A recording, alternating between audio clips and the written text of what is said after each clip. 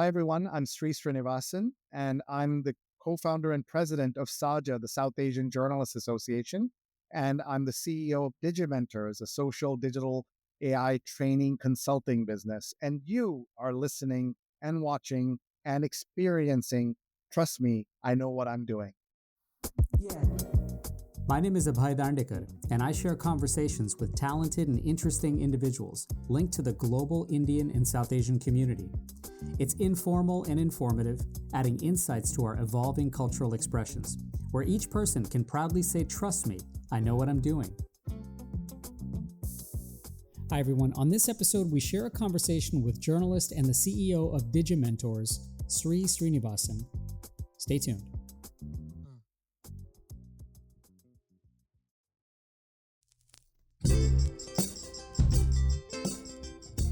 So, to me, one of the most beautiful aspects of our community is our own terrific diversity of how we communicate and reflect on our experiences. Because just as we all continue to evolve and grow, our modes and styles of communication and reflection are rapidly changing all the time as well. And speaking of communicating and reflecting, thank you for listening and watching and making Trust Me, I Know What I'm Doing part of your day and part of your life. I know it takes time and effort, so I appreciate everyone engaging, subscribing, rating, and writing reviews, and sharing this all with your friends and family. You can listen at all the podcast outlets everywhere and watch the episodes on YouTube. So again, fundamentally, how we share, express, receive, and curate information is really foundational to understanding our own ongoing story. Now, someone who's had a front row seat over the last several decades to an array of storytelling at large, to our community both near and far, micro and macro, and to the revolution of formats from print to short videos and now AI-generated content is journalist and media expert Sree Sreenivasan. Sree is the co-founder and CEO of Digimentors, a digital and social media consultancy, and his long career resume is a glowing constellation of roles and accomplishments, serving as a professor and the Dean of Student Affairs at the Columbia School of Journalism for many years, to being Chief Digital Officer of New York City and the Metropolitan Museum of Art, among many, many other innovative projects he has been a part of. I'm not kidding. Please go to his LinkedIn page or visit the link in the show notes to learn more about his guidance for tech and AI workshops and even the weekly New York Times Sunday read-alongs. Notably, Sree co-founded the South Asian Journalists Association, and this year is serving as president, a special highlight for its 30th anniversary. So it was truly great to catch up with him last summer for a really fun and meandering chat about a very broad range of ideas and thoughts on journalism, institutions, and his approach to media. But we started by talking about how his very unique global citizenship and perspective are informing him, especially at this critical juncture. Yo, thank you. This is, we're speaking on India's Independence Day, and I've stopped being an Indian citizen more than a decade ago, but I was really a citizen of the world because I was born in Tokyo. My dad had no problem picking me out in the window, and he said the brown one is mine, and we lived all over the world. And that Indian passport got me all over the world because of my dad's work and because of his passport that he had. Right. And I've considered myself a New Yorker more than anything else. I arrived here at the age of 9 and lived, then moved to other places. I went to high school in Fiji, which is as great as it sounds. And then I went to college in India, and then I came back and came to teach and work at Columbia, study, and then teach and work at Columbia for 20 years, Columbia University's journalism school. And then I've had a whole other career after that, maybe multiple careers. So when I think about Independence Day, it's, it kind of all melds into one: India's independence, America's independence. And at this moment, we're thinking about what does independence mean when we are on the brink of being in really big trouble as country, as society, as a planet, in terms of our lack of independence. We are being buffeted by all kinds of forces, natural, not natural, man-made, mostly man-made, that are rocking our world and not in a good way. And the risk of us losing our independence, our ability to have our own destinies and choose what we can do, is in severe question at the moment.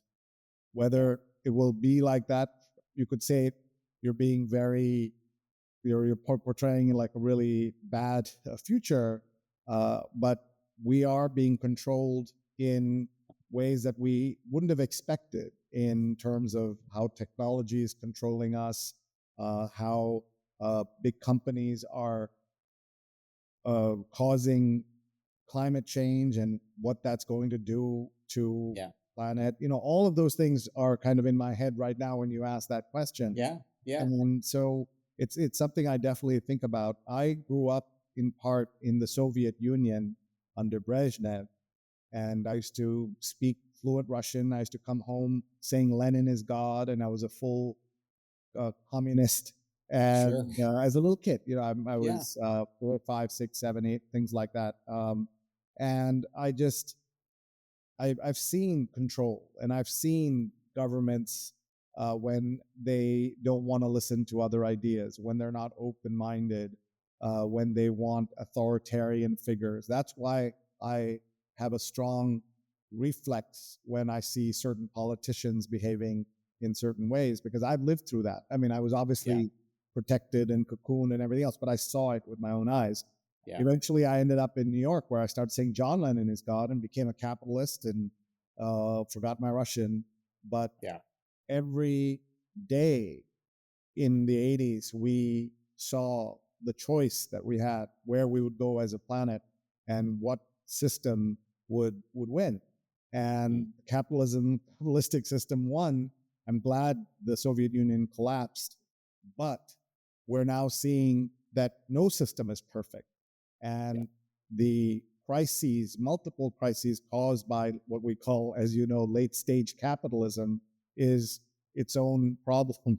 And when, if you had told me then, when I was rooting for the Soviet Union to fall, that here you're going to be in this situation, and meanwhile there's going to be somebody in Moscow who wants to not just put back the communist Soviet Empire, they want to put together the great Russian Empire of Right. centuries earlier. Like that's the goal there. So all of this is, you got me started. So that's what. Well, yeah, I guess I get a lot more than I bargained for with that one. What I love about that is that there's just so many stories, so much multiplicity there, so many different identities that you can certainly that you're grappling with, and that we all probably are, right? That we have both opportunities that face us right now. We have a lot of, I think, things that we're grappling with. You're someone who's had a front row seat to the media and how journalism works and how information gets disseminated. And in thinking about our diaspora, for a diaspora that's just so increasingly and incredibly diverse, and thrives on specificity of things like language and religion and custom, and you have a Nataraj in your background there are things that resonate with all of us, for that. Are journalists and media offering the best window and mirror of this diversity, of this celebration of different multiplicities and different sort of pieces for individuals? Or are they gravitating towards sort of the convenience of monolithing us and making us sort of a collective, particularly at a time when coalitions and these kinds of groupings are built to, in fact, enlist power and enlist influence in a way. Do we lose something when the media actually does that to us? Well, the media is not one thing. It's a lot of different Yeah. things. Collectively, if we're talking about traditional journalism, it has failed us in many ways. It has done so much good for the world. The American style of investigative reporting, telling stories, narrative journalism, all of that has benefited India, and I mean America and the world, and other Yeah. countries, including India, have copied it. But we've also seen the great damage it has inflicted on the planet from not understanding the value of looking at stories from what do they mean for everyday people. You asked specifically about diversity. One of the things that American journalism has done a terrible job with is understanding that America is not black and white. There's all kinds of diversity. And yes, they have understood about Latino Americans here, and that has been an improvement. But there aren't just three races in America. And that's just an example of the blinders that American journalism has. And a lot of it has to do with the systems that have built it. It has also to do with there are journalists who want to do deeper stories, more meaningful stories, but the the economics of American media has collapsed in so many ways that they don't have the ability to do it. The funny part is that journalism was among the most profitable businesses in America for a century. The ability to make real money from these kind of almost newspaper monopolies, for example, television, advertising, all of those things should have allowed people to make better news, better television all of those years, and they didn't. Today, there's more awareness, but there isn't wherewithal to do it. There's a famous journalist named Fred Friendly who was played by George Clooney in the movie Good Night and Good Luck, which I recommend to your viewers if they haven't seen it. And in it, he says, American television makes so much money doing its worst, it has no incentive to do its best. Yeah. And we see that in a lot of media efforts today. And they're not making the money they used to. So when they had the money, they didn't. And now, or they didn't know they should. Today, when they know better, they don't have the resources to do it. They're in an existential fight for their lives. And that's where we are now. How do you, as someone, again, who's been, a scholar of this and someone who's interrogated this exact question and has the, great introspective skills to, think about this, how do you fix that? How is that a grassroots upheaval? Is that a complete change of the dynamics of power within journalism? How do you get more of that storytelling that drives its specificity versus completely just playing to the convenience of the economics and again treating things like they are just a mechanism to make money? And well, that's that capitalistic world we talked about. I don't know if we have the answer, but there are several efforts going on, including nonprofit journalism at the local level and at the national level. And there's also an effort called civic journalism. There's an effort called solutions journalism. So when you add up all of these, there's sincere efforts being made. We just hope it's not too late in terms of the distrust that the public has about media, because everything on the internet looks the same. Anything you post, like everything is of equal weight, whether it's a troll or it's NBC News. It all has equal weight in how it's distributed on your timeline. So you don't know. And on top of it, you add people like Elon Musk who are deliberately gaslighting the world and spreading misinformation and disinformation himself on purpose. Then it's not it's going to be very difficult for consumers of all of this stuff to understand what's real and what's not. And the problems with misinformation and disinformation are very, very at an all-time high, and just going to keep getting worse. One of my favorite memes is young Bart Simpson saying to his dad, "Boy, this is the hottest summer of my life." And his father says, "You mean it's the coldest summer? You mean it's the coldest summer of the rest of your life?" The rest of your life, right? And that's where we are now. Like with AI, where people are saying ChatGPT is scary, and I'm saying it's the least scary, least available, least dangerous it will ever be.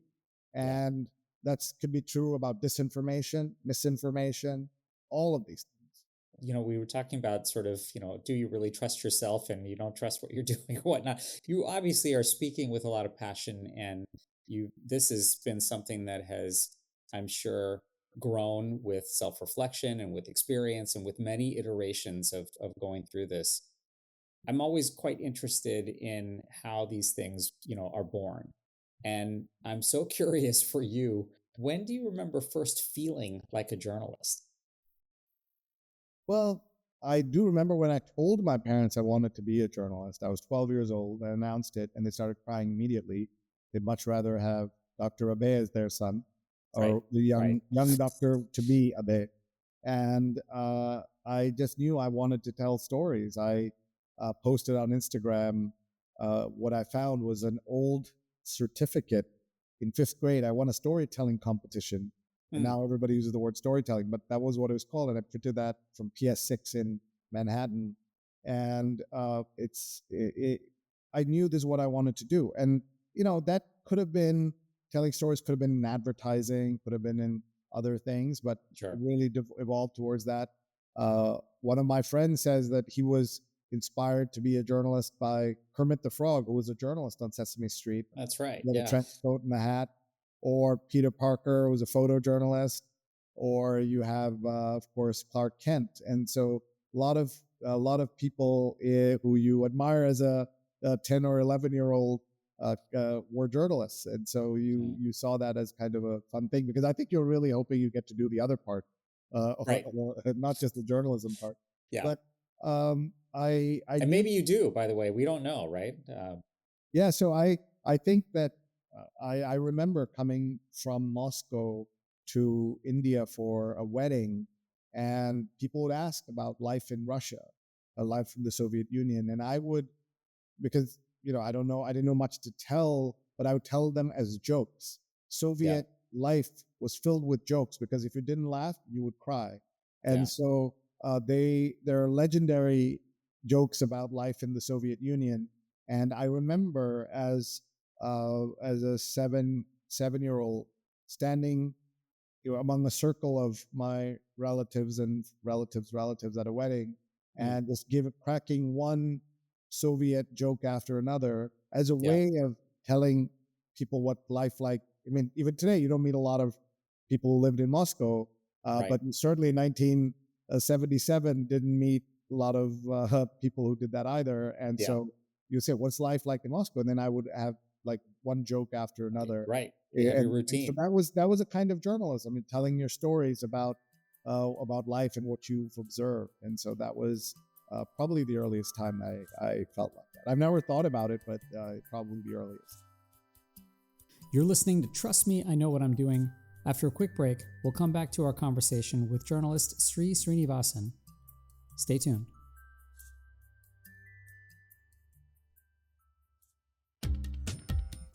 Every story told is a lesson learned, and every lesson learned is a story waiting to be told. I'm Abhay Dandekar, and I share conversations with global Indians and South Asians so everyone can say, "Trust me, I know what I'm doing." New episodes weekly, wherever you listen to your podcasts. Hi, I'm Vivek Murthy. I'm the 21st Surgeon General of the United States, and you're listening to Trust Me, I Know What I'm Doing.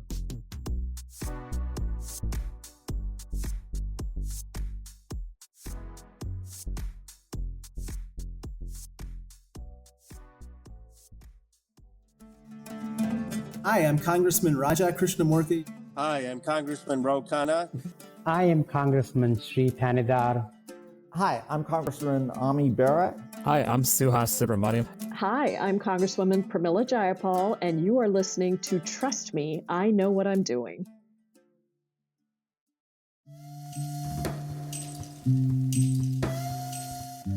You're listening to Trust Me, I Know What I'm Doing.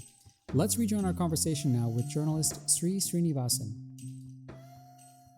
Again, whether it's telling a stream of jokes, whether it's reporting, on your experiences, as you've developed this and cultivated this over years and years now, whether it's as a student, a scholar, a dean, all the different hats you wear, is the same actual like method apply? I mean, as a physician, when I approach a patient, it's no different than when I was a medical student. Whether it's today versus 25 years ago, is it kind of the same approach as well for you? I mean, obviously the maybe contours around it have changed, but is the formula still the same here?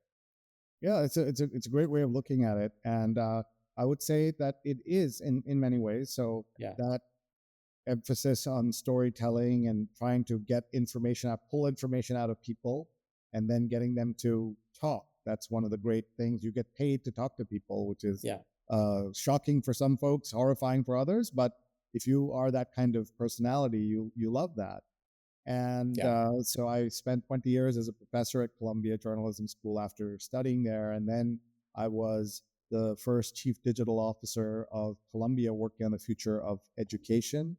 Then I moved to the Met Museum to be chief digital officer, working on the future of culture. And then the city of New York, working on the future of cities and citizens. And in all of those jobs, it was about pulling out information, distilling it, spitting it back out in ways that have a narrative and help you understand what are the things that you're facing. How do you solve problems? I try to be a natural problem solver, and my family will often say, "This is just an observation. We don't need you to solve this problem now. Just let it sit with it for a while." Yeah. Instead of jumping in. I mean, a lot of people.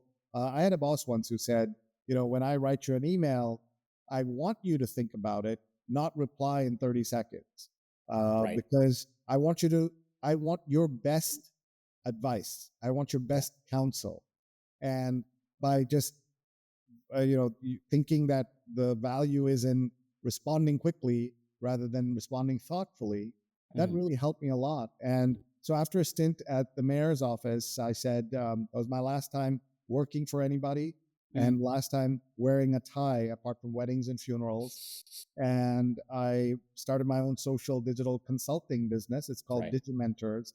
And in it, we are doing stories every day. It's storytelling every day, helping our clients, whether they're a small organization or a huge organization or the UN, helping them understand what's going on in their industry and how do you increase their impact in the world. That's the only goal we have, and that's what we do. And by the way, as a doctor, we have a lot of doctors who have become writers and storytellers and TV journalists and all of that.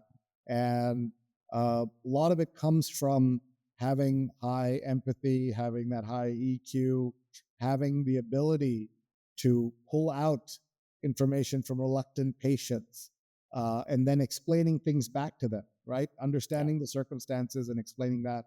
And Abraham Verghese, the great Abraham Verghese, who I've had the honor to know for 25 years, has mastered that, as we know. And then his current book, oh my God, The Covenant of Water, just as an example of his ability to, whether it's a 2,000-word article or an essay or a whole novel. And he's had that other previous novel as well. A note to everyone who's watching who might ever feel kind of disheartened by their lack of success in something.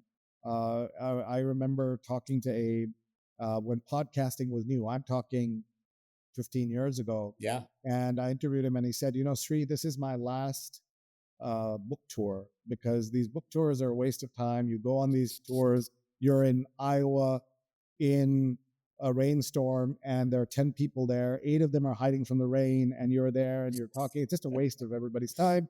Yeah. I know where my books are, and this is like, I know my success. I have hit my level.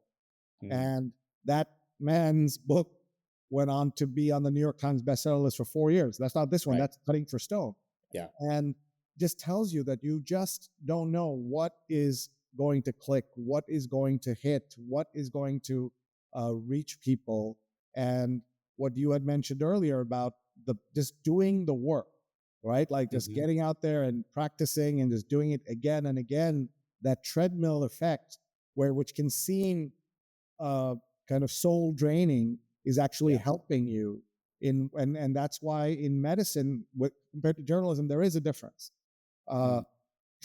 doctors, as they as they get more old, as they get older, typically they specialize more and more and see specific things, kind of a deeper expertise, right? They go deeper and deeper, especially surgeons and people like that. That's what they're concentrating on, and then and that's why you go to them, right? Like, this is the person to go to if your child has a problem in X. Like, that's the person. I remember uh, our son had an issue in utero, and we sought out this amazing pediatric surgeon who just does this one thing. Was in his 60s, and he just does it really, really well.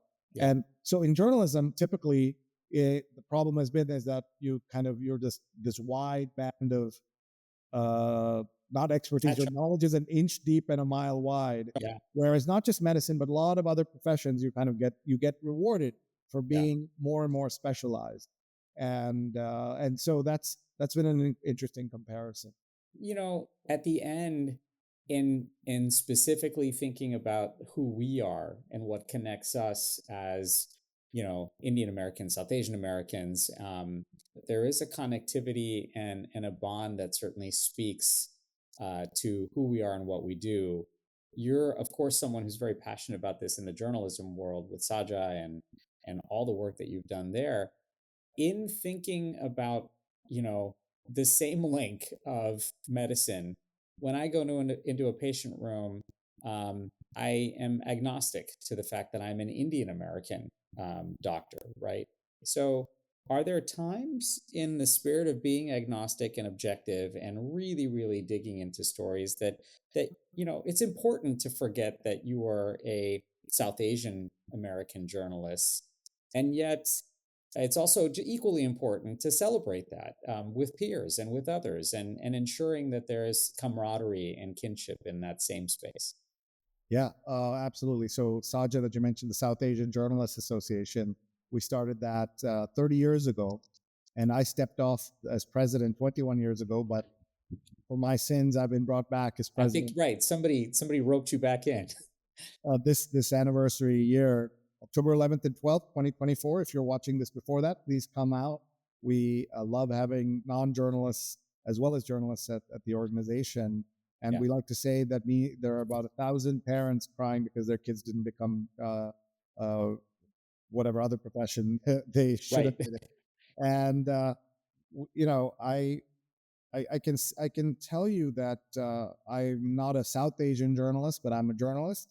Mm-hmm. But I have chosen to spend my energy and time working for South Asian journalists.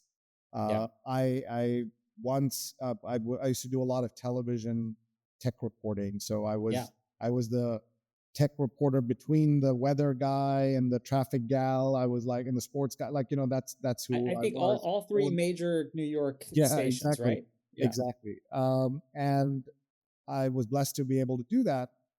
And while it was exciting to be on the Today Show dozens of times and all of that, I used to tell people I'd give that up today if I could if there was an Indian version of that here in America, an Indian American version of that, South Asian American, I would do it. Yeah.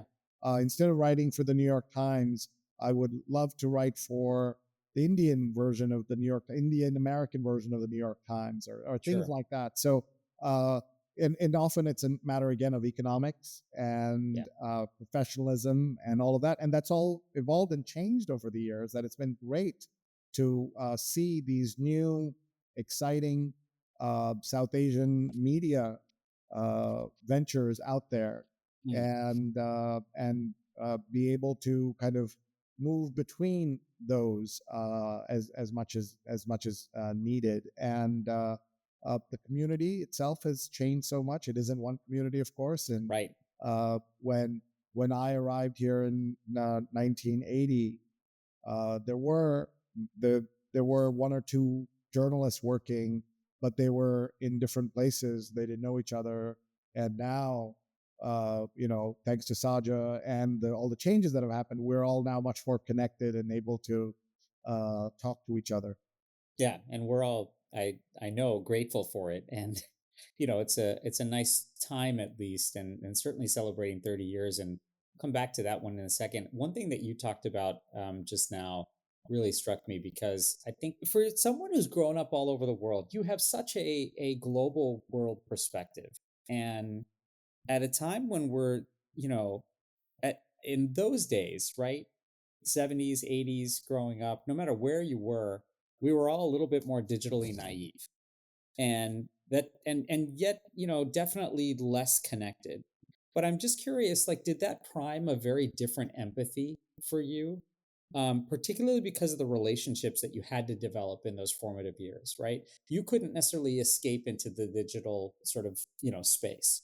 Like a lot of relationships get, I think, lost in that way. And also, to give credit to that, there are a lot of new relationships formed that way.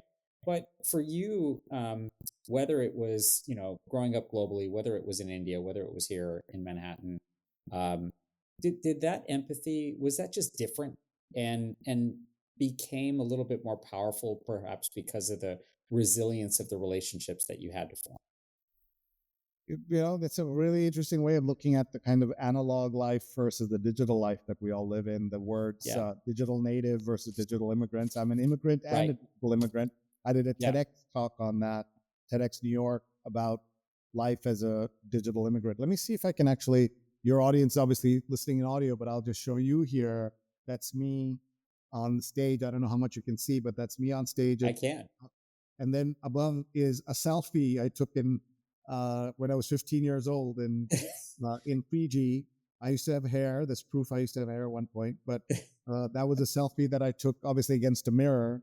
And that was kind of fun to talk about life and comparing digital immigrants, digital natives, etc.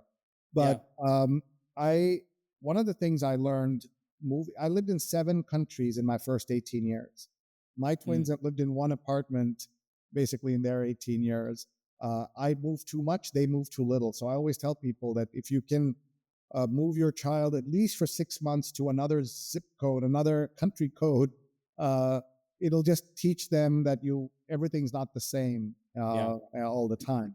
I, of course, learned that the hard way, moving every 2 to 3 years we moved. And so I had a very tough time trusting and building those relationships because they would disappear really fast. My parents would joke about their lives. They'd say, "Oh, that friend in Nairobi, such a good friend," and we don't remember them anymore because they're very tight, very close, especially as a diplomat, as an expat. A lot of expats have gone through this. But I remember coming back to America. So I was here when I was 9, and it came back when I was 21.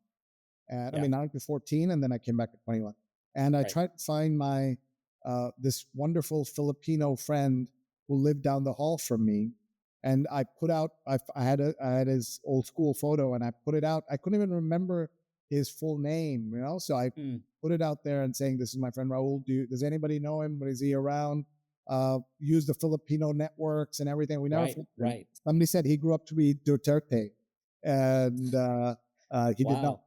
But that was this. So that was how tenuous our connections were. Relationships, friendships were all fleeting. And that made it much easier for me to adjust in places, but of course it was also harder to do that. And so when the first chance I had to build roots, I did that in New York when I had this job at Columbia, with my tech background and interests and everything else. I could have moved multiple times for multiple jobs. I was offered opportunities where I was making triple more than the money that I was making, all of that. But I didn't go because I just wanted to be in one place. And I had the same email address, same phone number for 20 years, where anybody else with any digital sense or anything had moved 5, 6 email addresses, 5, 6 jobs. I just stayed in one place. My office, my phone number, everything stayed the same. I still have that email address from 1995. I had that. But I will say, as you think about technology, that I learned the value of media and having access to information from home. We used to get the Illustrated Weekly of India, which is a magazine, a life magazine. Overseas, my dad would get it like a week late. Yeah. I would thumb through that. The Hindu newspaper had a weekly edition. We'd get that a week late. And so when I saw the internet and saw you can get in real time news from India, news from anywhere in the world, it was really important. But the credit for all of that goes to my grandmother, who lived in Kerala, and she heard about this thing called email. And she said that's a way that she can be in touch with her grandson who's not in touch enough. Because if you remember, it costs $3-4 a minute to make a phone call. That's right. And so she would call the boy from the email shop who would come to her house. She would dictate, kind of her English was not that good, but she would dictate something. He would write it down with making mistakes, obviously, because of the original language and everything else. And so he would go back and then he would key it in, making even more mistakes. And then I would get an email at Columbia. And so I saw the value of these, not because of Columbia, but because of my grandmother, who only passed the 8th grade, who saw that this thing is going to connect her with her faraway grandson. And that propelled my interest, amplified, accelerated my interest in all things digital. And so I always say that I'm not an engineer. I play one on TV, and I benefited, I'm sure, from some bias stereotypes that, oh, he's an Indian, so he must know technology. Right. But my job has been to explain technology to people, and I was able to do that because of my grandmother, who just saw instantly something that, I'm talking about 1995. There were people who had email and who had access to email and didn't know who to send it to. One last story about this is that the newspaper I worked for in India, right out of college, had desktop publishing and had an email system, but we used to only send emails to each other, like short notes. It was sort of like texting, but to each other's computers. Yeah. And one day I was reading The Economist come to the office, and I opened it, and they said there was an article about a newfangled technology communications style, and they said, you type a colon, you type a dash, and a close parens, and you turn your head, and that's a face. And I remember reading that and turning my face. I remember that moment in 1991 when I saw what they called an emoticon. They didn't call it emoji. Right. That's right. An emoticon. And I saw, like, this is the future. Like, people will be able to communicate in ways that smiley face, which now is, you don't have to turn your head, and there's multiple emotions in that little tiniest space. There's so much emotion in there, and it's animated, move and jump and everything else. That all is a straight line back to that article, and shows you the connection between the digital world, the physical world. It's all intertwined. You're listening to Trust Me, I Know What I'm Doing. After a quick break, we'll come back to our conversation with journalist Sree Sreenivasan. Stay tuned.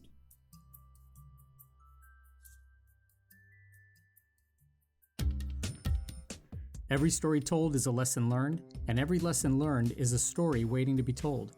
I'm Abhay Dandekar, and I share conversations with global Indians and South Asians so everyone can say, trust me, I know what I'm doing. New episodes weekly, wherever you listen to your podcasts.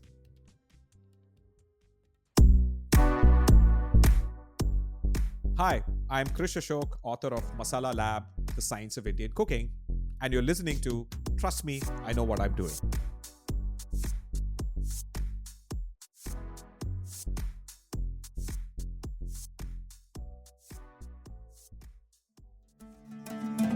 Hi everyone, this is Chef Vikas Khanna.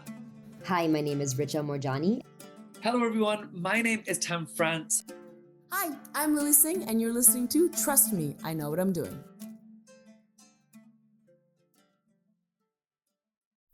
Hi there, I'm Abhay Dandekar, and you're listening to Trust Me, I Know What I'm Doing. Let's rejoin our conversation now with journalist Sree Sreenivasan. When you think about being a digimentor and a social media guru and someone who is, helping people communicate in these spaces, as information gets more and more democratized and governance and control exists more horizontally. Do you think that institutions like the New York Times or Columbia University have the same relevance and power that they used to because of this idea that the communicative power can exist in seconds? People make plans and they change, and people the troll has the same resonance as NBC News. I mean, all these things, and our institutions reckoning with this, and therefore individuals who are either entering the space or who have incredible experiences like you do. Do you have to constantly recalibrate what you think the power of an institution actually is? Wow, that's also a deep question. I think that we are seeing the limits of what impact these organizations can have and where they go. We're talking, by the way, hours after news arrived of the resignation of the president of Columbia University, President Shafiq. Yeah. Resigned.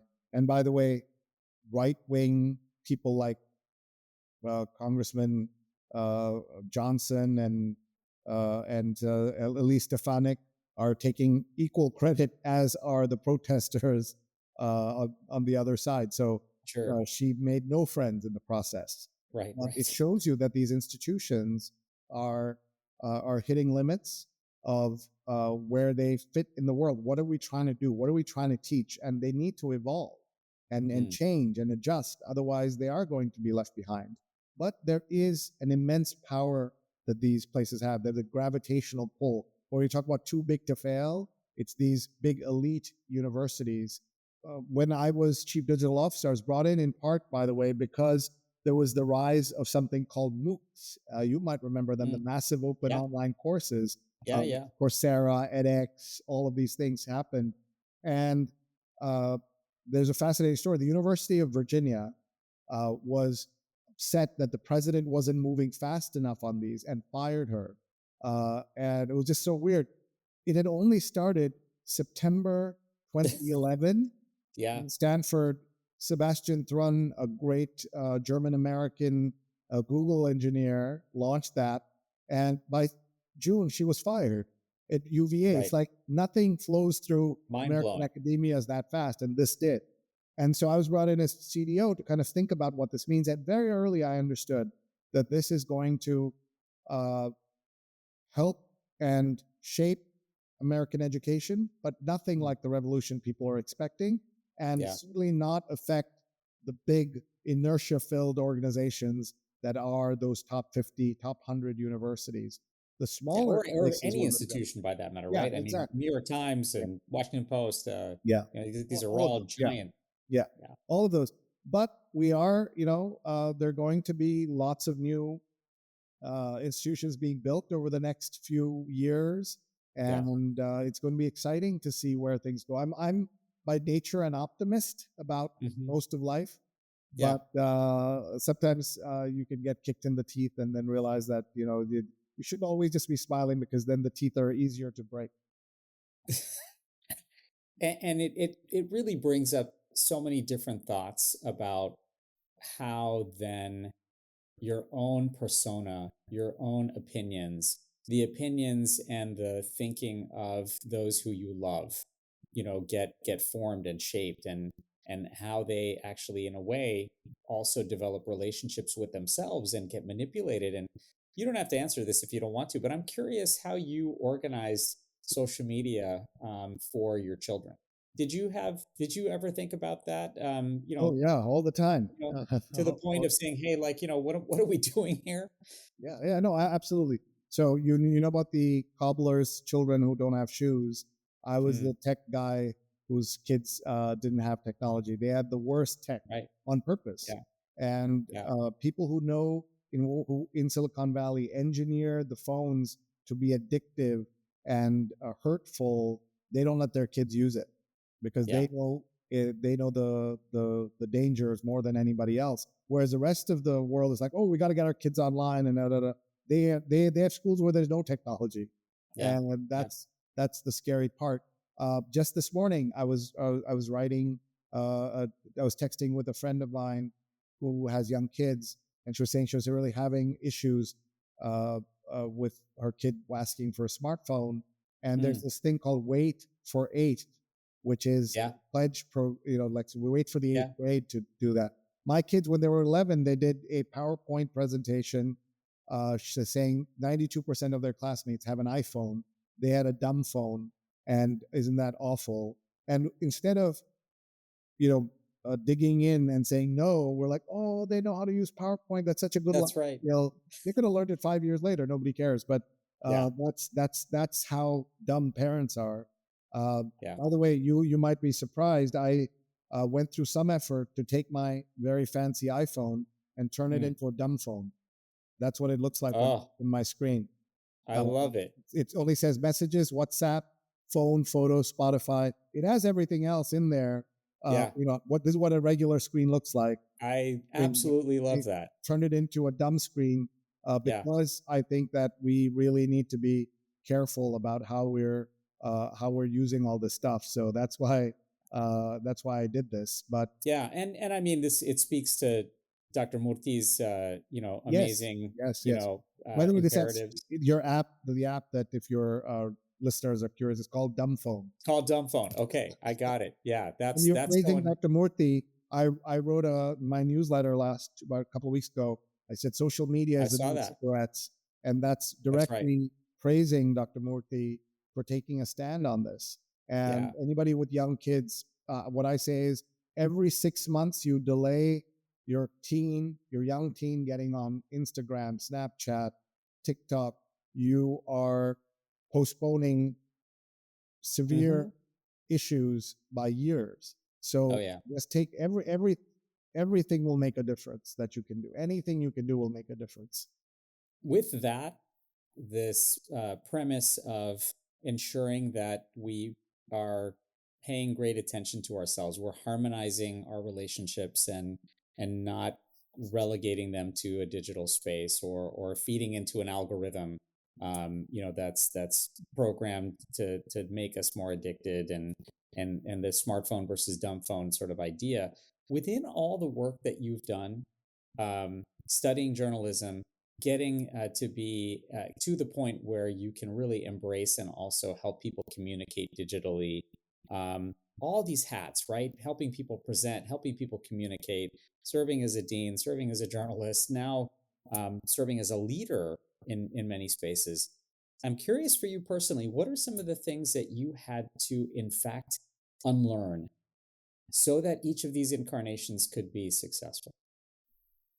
Wow. And I presume this is the last question. So you're ending with a banger as well. You started this way. So I mean, a lot. I consider myself someone who has had to unlearn many things along the way, the things that you're sure of. And that's one of the things you learn is that life is not sure. I gave up a job at Columbia where I loved every minute. I've been there 20 years. I understood every part of that campus and power structure, and I was part of the power structure there. I walked away from that to go to the Met, where I would sit. I ran a 70-person team doing digital when I had no museum experience except as a person who went to museums. And I would be at meetings and I would have a notebook, and in it they would say words, and I wouldn't know if that word was a piece of software, an artist, a member of the board, a donor. Like, I had no idea, and I'd be guessing phonetically. I'd just write out words, then I'd go back to my desk and just start furiously Googling. So I was basically going to school every day to understand this entirely new world. I can't tell you how humbling that was to own a domain. And then because of your ownership of that domain, they said, okay, we need a storyteller, so we're going to bring you here. But you have to start from scratch. You have to completely start from scratch. And that's very difficult. And for 3 magical years, I loved every moment at the Met. In fact, on Twitter, I have a hashtag 3 Met years, the number 3 Met years. Right. If you look, I have dozens of postings.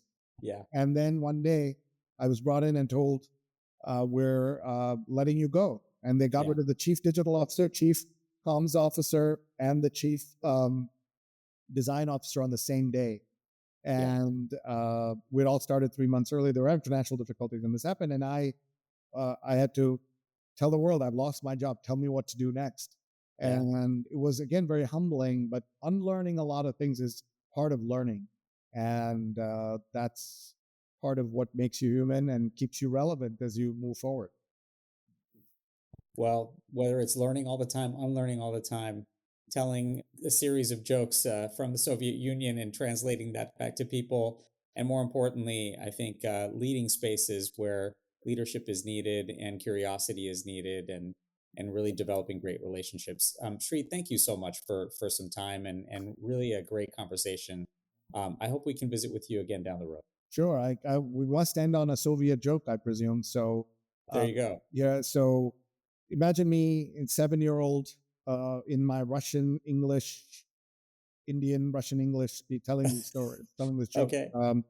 There was a foreign minister named Gromyko who was walking near the Kremlin, and there was a statue of Lenin there. And the statue of Lenin came to life and said to Gromyko, "Hey, Gromyko, oh my God, why? What? Yes, Mr. Lenin, what do you want?" And he said, I want you to get me a horse. I'm tired of standing. Can't you see that? It was a standing pose. So he said, of course. And then he went immediately to Brezhnev, the supreme Soviet leader, and said, Lenin's statue has come to life. And so he rushes over with Brezhnev, and he comes over and he says, Mr. Lenin, I've brought your spiritual successor, the supreme leader of the Soviet Union. And he looks at him and he says, Gromyko, you idiot. I told you to bring me a horse and you brought me a donkey. The apologies to the Leonid Brezhnev fans, but whoever you are out there, but we appreciate it anyways. Listen, Sree, man, what a treat. Thank you. And hopefully, more than anything else, much success to you down the road. Thank you so much, Sree, and please check out more of his work at digimentors.group. Again, appreciate the reviews and ratings, so please keep them coming, and I'd love to hear from you too, so drop a line at info@abhaydarndekar.com. Till next time, I'm Abhay Darndekar.